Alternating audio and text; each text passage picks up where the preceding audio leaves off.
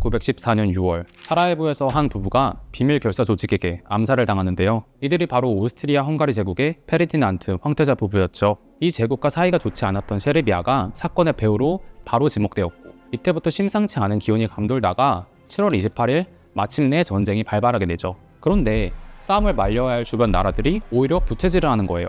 이거 형세가 이상하게 돌아가는 것 같은데, 결국 열흘도 되지 않아 대부분의 유럽 국가들이 편가르게 하면서 전쟁에 조인했고, 이게 바로 제1차 세계대전의 시작이죠. 그런데 판이 커져버린 만큼 병사들이 너무 많이 희생되는 거예요. 당시에 적진을 점령하는 방법은 포격을 한 뒤에 곧바로 보병이 돌격하는 것이었는데, 문제는 적군이 참호에 기관총을 거치해놓고 마구잡이로 쏘면 달려가는 병사들은 무방비 그 자체죠. 상대 진지에 도착하기는커녕 몇 걸음 못 가서 기관총 세례를 받고 쓰러지는 거예요. 그래서 하루 만에 수만 명이 희생되었는데 전진은 수십 미터밖에 못한 그런 날도 있었다고 해요. 이게 한두 달이 아니라 4년 내내 그렇게 싸운 거예요. 그래서 당시 서부전선에서만 수백만 명이 죽었다고 하죠. 무기의 성능은 예전보다 비약적으로 발전했지만 전투기법은 100년 전과 크게 바뀌지 않으니까 이런 결과가 발생한 건데, 당연히 이런 교착 상태를 벗어나기 위해서 열심히 두 진영 모두 짱구를 굴려봤거든요. 예를 들어 독가스 같은 무기도 사용해봤는데 풍향이 바뀌어버리면 아군한테 더 치명상을 주니까 해결책이 되지 못했죠.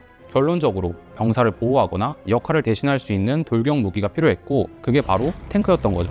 탱크 개발에서 먼저 성과를 보인 나라는 영국이었어요. 당시 영국은 세계 최강의 해군을 보유하고 있었잖아요. 이 영국 해군이 볼 때 자기네들이 갖고 있던 전함의 개념을 육지에 적용하면 이것도 무기가 되지 않을까 싶잖아요. 그래서 개발진은 사용 중인 농업용 트랙터에 장갑을 씌워서 각종 실험을 시작했어요. 근데 무기로 쓸만한 가능성이 보이는 거예요. 영국은 빠르게 양산하기로 결정했죠. 당연히 만족할 만한 수준은 아니었지만 매일 병사들이 죽어가고 있으니까 묻지도 따지지도 않고 만들어서 일단 투입이었어요. 재밌는 점은 개발하고 배치하는 과정에서 상대편 독일을 속이려고 이 무기를 암호로 불렀는데, 이 암호가 물을 담는 큰 통인 바로 탱크였어요. 얼핏 보면 물탱크와 비슷하게 생겼으니까 상대를 속이려 한 건데, 결과적으로 이 암호가 더 많이 통용되면서 아예 오늘까지 탱크라고 부르게 되었죠. 비슷한 시기에 프랑스도 탱크를 개발했지만 대비가 약간 늦어서 탱크의 시초에 관한 영예는 영국이 모두 차지했어요. 그렇게 최초로 양산한 마크 1 49대가 1916년 9월 실전 데뷔했는데, 최전선에 있던 독일군은 낯선 무기를 보고선 당황할 수밖에 없었죠. 총을 맹렬히 쏘아대도 총알이 핑핑 튕겨나가면서 계속 코앞까지 다가오니까 멘붕에 빠진 채로 일단 후퇴하고 보는 거죠. 그래도 완벽하게 성공적이라고는 말할 수 없는 게, 이때 탱크들은 고장이 많이 나서 20% 정도만 목표에 도달할 수 있었다고 해요. 기계도 신뢰하기 어려웠지만 사실 탱크를 이용한 정투 방법에 대해서도 영국은 아는 게 1도 없었죠.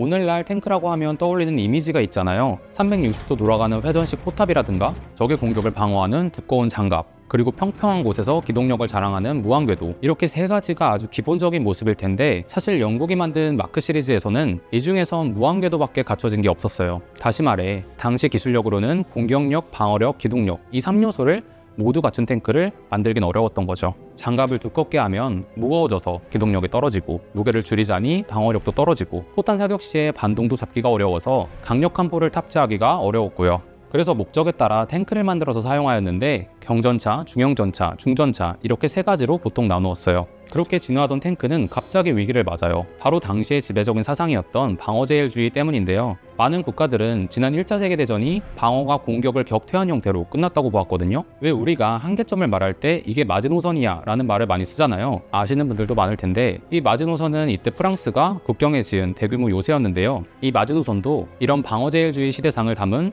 건축물이라고 많이 평가하죠. 아무튼 탱크는 적진을 돌파하는 무기니까 보조적인 수단이라고 보기 시작하는 거예요. 물론 이에 반대하면서 대규모 전차 부대를 편성하자고 주장하는 인물들도 여러 명 있었지만 주류의 반대에 막혀버렸죠. 그런데 실제로 이걸 실현해낸 나라가 있었는데, 아이러니하게도 전쟁에서 패한 독일이었어요. 아까 독일이 영국 탱크한테 최초로 공격을 당했다고 했잖아요. 그때 아주 강렬한 인상을 받았던 것 같아요. 세계대전 중에도 바로 A7V 탱크 20대를 만들어 전선에 투입시켰는데, 패전하고 나서는 이 탱크의 개발과 보유를 금지당해요. 하지만 독일이 이 말을 잘 들었을까요? 1934년 히틀러가 재건비를 선언하기 전까지 외부적으로 트랙터를 만든다고 하면서 비밀리에 탱크 연구를 진행했어요. 그리고 독일 군부는 1939년 7월에 2개의 기갑 군단을 창설했는데요. 2달 후에 폴란드를 침략하면서 제2차 세계대전이 시작되자 곧바로 실전에 투입하죠. 결과는 어땠을까? 정말 기대 이상이었어요. 대규모 기갑부대가 전선을 신속하게 파고 들어가서 후방을 헤집고 다니면서 밀어붙이니까 폴란드는 불과 한 달 만에 지지를 칩니다. 그 뒤로 프랑스 침공이나 북아프리카 전역의 사막, 소련의 거대한 평원에서 이 독일의 기갑부대가 활약하면서 정말 많은 전과를 남겼죠. 하지만 공격력, 방어력, 기동력 이 3요소를 다 갖춘 탱크는 이때도 나오지 못했어요. 2차 세계대전 초기에는 경전차가 독일의 대승을 이끌었지만 얼마 지나지 않아 미국의 M4나 소련의 T-34, 독일의 3545 전차처럼 3요소의 성능은 조금씩 떨어지지만 적당히 갖추고 있는 중형 전차가 인기를 끌었죠. 그리고 속도를 포기한 대신 화력과 방어력을 늘린 소련의 IS, 독일의 6호 전차 같은 중전차도 있었고요. 그런데 이렇게 목적에 따라 종류가 다양해버리면 사실 굉장히 비효율적이거든요. 일단 탱크 종류별로 부대 편성과 병사 양성도 다르게 해야 하죠. 그리고 생산과 유지 보수 비용도 몇 배로 들죠. 그리고 우리는 경전차 부대인데 적군이 갑자기 중전차 기갑부대를 이끌고 와. 그렇다고 교전을 피할 수도 없잖아요. 결론은 모든 임무를 수행할 수 있는 단 하나의 탱크, 그게 필요했던 거죠. 이때 앞서간 나라가 소련이었는데 사실 소련도 탱크 수백 대를 동원해서 거대한 기갑전도 치르면서 독일처럼 탱크 발전을 선도했거든요. 이때까지만 해도 미국과 영국도 여러 탱크를 만들었지만 독일제나 소련제와 비교하면 성능이 뒤졌다고 해요. 그런데 전쟁에서 독일은 패했으니까 탱크 발전이 멈춘 반면 승리한 소련은 전략적 우위를 계속 유지하기 위해서 연구와 발전을 이어갔거든요. 그래서 제2차 세계대전이 끝난 직후 소련은 중형전차만큼의 기동력과 중전차 수준의 공격력 그리고 준수한 방어력을 갖춘 T-54를 선보였어요. 소련은 곧바로 모든 전차를 T-54로 단일화하기로 결정하고 양산에 착수했죠. 그때까지 등장한 모든 전차 중 최고라고 자부할 만했어요. 그리고 1958년에는 여기에 화생 방전 능력까지 추가한 T-55도 대비시켰을 만큼 소련의 대응이 정말 빨랐어요. 오랫동안 개발자들이 꿈꾸던 수준의 탱크가 그렇게 하나 둘 등장했습니다.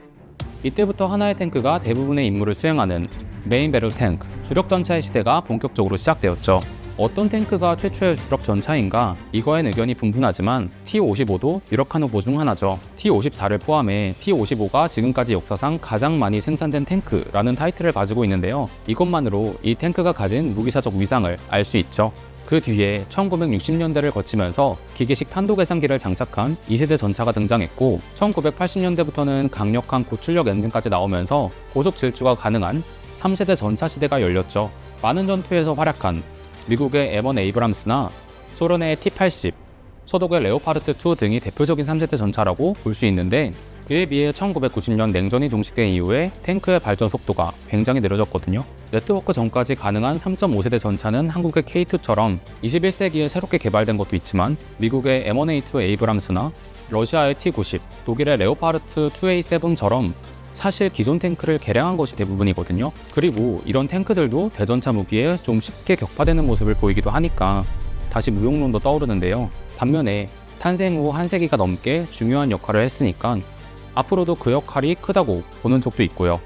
여러분은 어떻게 생각하시나요? 여러분의 의견을 댓글로 남겨주세요.